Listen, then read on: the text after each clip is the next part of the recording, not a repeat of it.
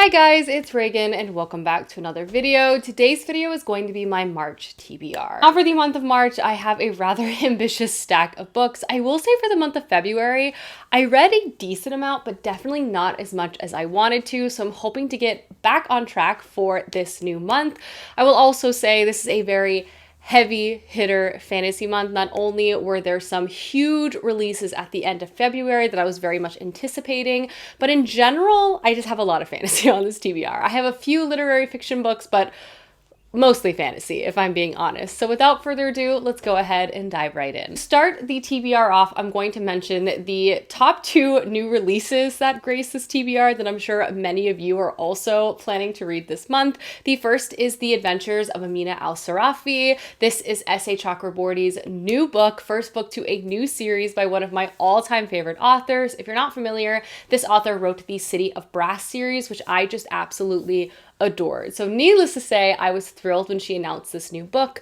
This appears to be a seafaring adventure story, which all of those things absolutely call out to me. And in the story, we follow our main character, Amina Sarafi, and she should be content. She's kind of at the end of her very notorious career as being one of the best pirates in all of the Indian Ocean. She has survived backstabbing rogues, vengeful merchant princes, and an actual demon and many, many husbands. And she's finally ready to kind of settle down and enter into the second chapter of her life. That is until a mother of one of her previous crew members arrives on her doorstep and beseeches her to help her find her missing child, and also offers her a lot of money. So Amina Sarafi finds herself back in the ocean once again, entering out on a new quest.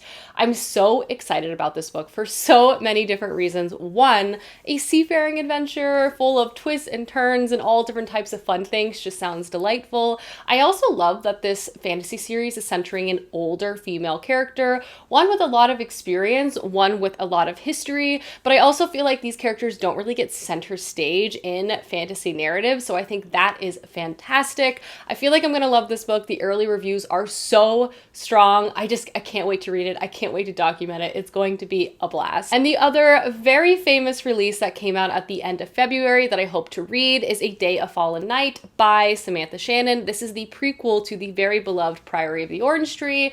If you watch my channel a bit, you might know that I liked Priory of the Orange Tree, but I didn't love it. It's kind of like a 3.5 star read for me. Namely, I really enjoyed the writing and the world building, but I found the plot pacing to be really off and the final plot movement to be super rushed in Priory. I felt like it should have been 2 books, like twice the length that it was. I feel like it had so much potential though. That being said, I'm excited about this prequel release because I like the world and I like the characters, and I think revisiting this world and kind of getting reintroduced to everything would be something I could enjoy. That being said, I'm curious to see where I'm going to land on the spectrum of how much I'm going to love this book, given my history with Priory. So I thought it'd be kind of an interesting book to read right away, kind of vlog the experience for you guys. This is another multi-POV fantasy tale, again, set in the same world. This world is fascinating. It has many different lands. It has magical creatures and all sorts of dangers that our characters have to face. I'm curious about it. I hope I like it. It's another very long kind of standalone fantasy book, which, hey, I'm always looking for new standalone fantasies because they are very rare. The next 2 books on my TBR go together, and that is Gideon the Ninth and Haro the Ninth by Tamsin Muir. I started listening to the audiobook of Gideon the Ninth last month, and I got about 50% of the way through. I am loving this reread, and the audiobook is just fantastic and matches kind of the character and the heavy dialogue that this book has. It really brings the story to life, so I'm really excited that I reread it via audiobook. But if you're not familiar with this series, this is a necromancy in space sort of tale, but it's also very unique and strange in that we follow our main character Gideon the Ninth, and she has lived on a planet called Ninth House her entire life, and she's also tried to escape Ninth House her entire life. And she's always been thwarted by her arch nemesis, another character named Haro.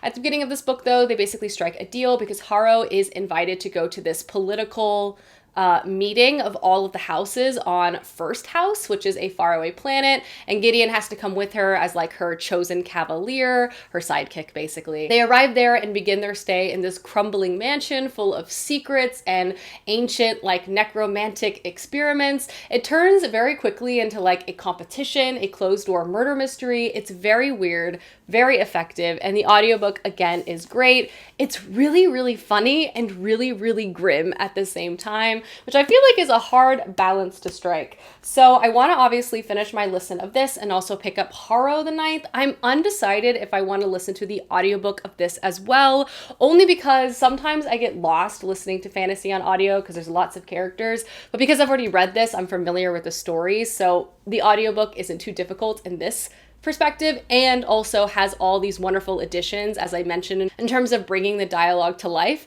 But I get a little nervous about jumping into a book I haven't read via audio in this series, but we'll just see. Either way, I want to complete both of these books and just sort of catch up on this series. It's so fun, and I also feel like this could be like a new favorite of mine. I already know I love Gideon the Ninth, so I'm curious to see where the rest of the series is going to take us. Next up, I also want to read The Flower Bride by Roshni Chokshi. This is a very new release also by this author, and this is Roshni's adult debut. I really like Roshni's writing. I've read a lot of her middle grade books, and I just find her characters to be so endearing.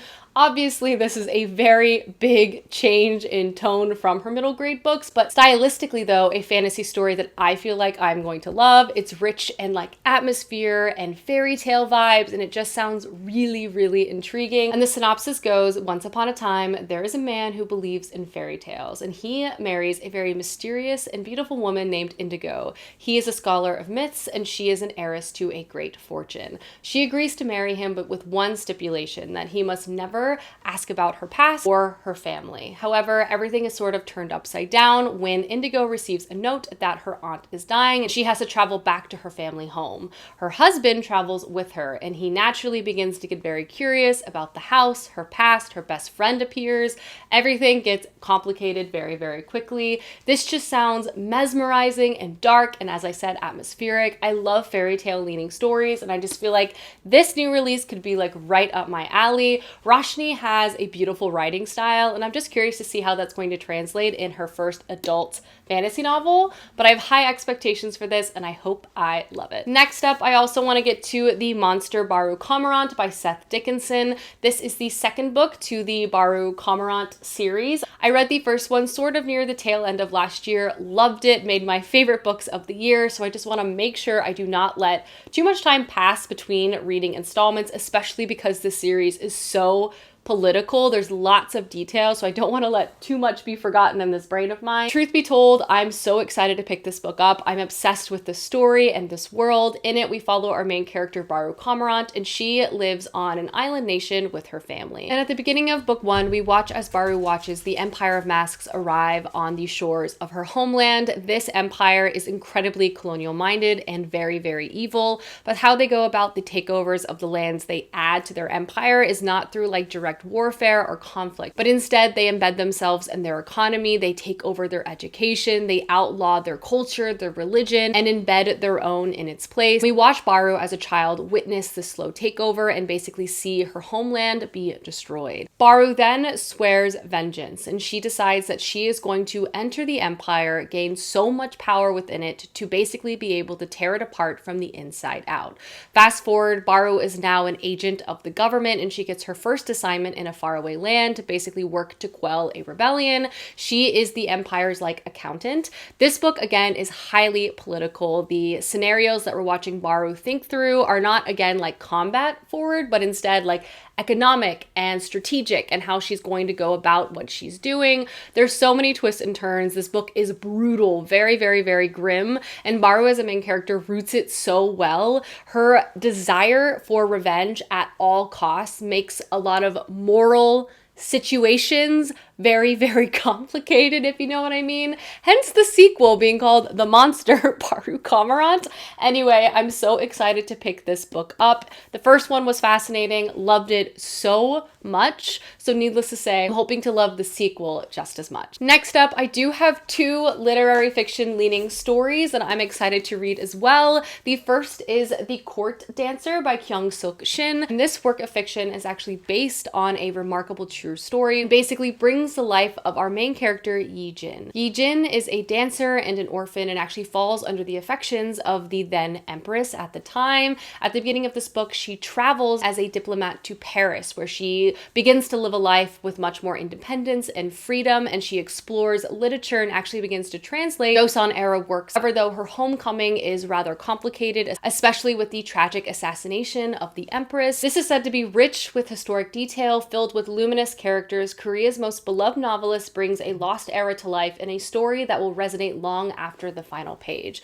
Again, I'm really curious about this. I'm actually going to Korea at the end of the month, so I wanted to be sure to have a Korean author on my TBR. I'm really looking forward to pick this book up. I've heard incredible things. Next up, I also want to read Clara and the Sun by Kazu Ishiguro. I read Never Let Me Go last year and really liked it, and I think this is supposed to be not necessarily a direct sequel, but something that is sort of connected. It's another story that really delves into the concept of being alive and humanity and consciousness. The synopsis is very strange, and basically it just says, from her place in the store, Clara, an artificial friend with outstanding observational qualities, watches carefully the behavior of those who come in to browse and those who pass in the street outside. She remains hopeful that a customer soon will choose her to take her home.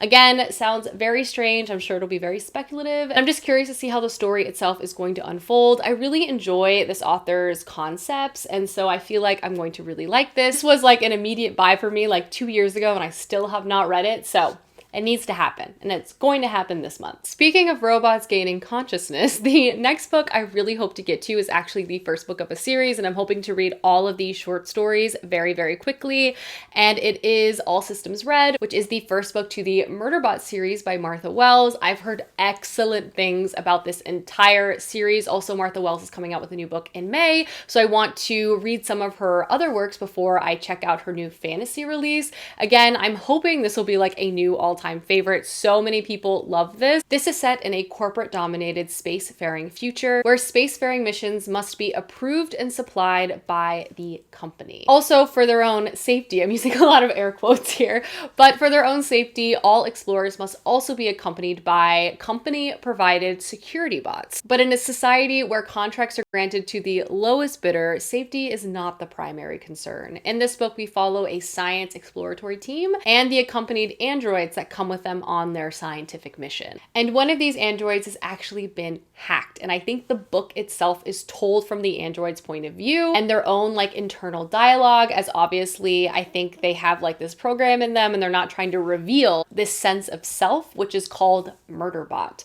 I'm really curious about this. I love, again, as I just mentioned, any books that sort of explore the idea of consciousness, humanity, what does it mean to be alive? And I feel like this book is definitely going to do that. I'm also really curious by this dark, futuristic sci-fi setting as well. The last book that is on my March TBR is The Tyranny of Faith by Richard Swan. I have been anticipating this book so much. I pre-ordered it, but it didn't arrive almost till the end of February, which made me a little sad. So I'm just immediately adding it to my March TBR. This is the sequel to The Justice of Kings and is book 2 to the Empire of the Wolf series. I loved the first one. It is one of those crime conspiracy stories set in a fantasy world.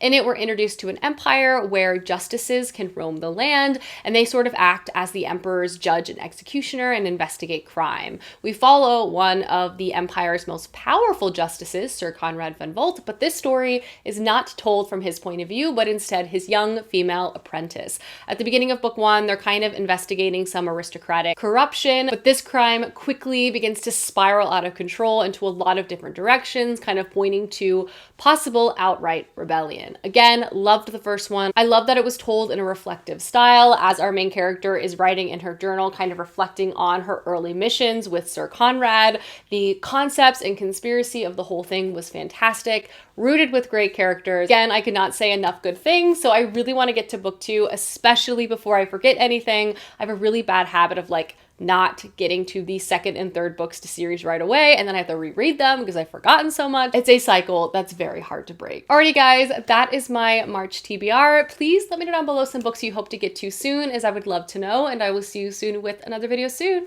Goodbye!